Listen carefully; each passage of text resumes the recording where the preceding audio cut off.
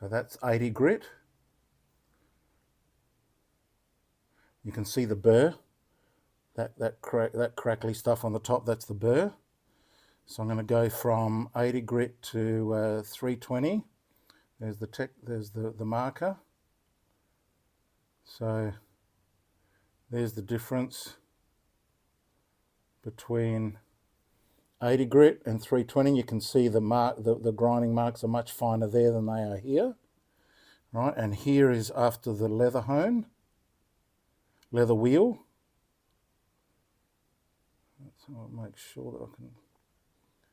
So you can see that the burr, see how it's all crinkly, all wonky on the top there, and here it's gone.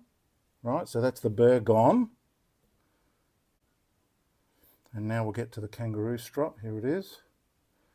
And here, I don't know if you can see it, but I can. Okay, so here is on the honing wheel, and here is after the kangaroo strop. Now I don't know if you can see that little wire edge on the top right there, and here it's gone. See that? Wire edge, gone. Isn't that interesting?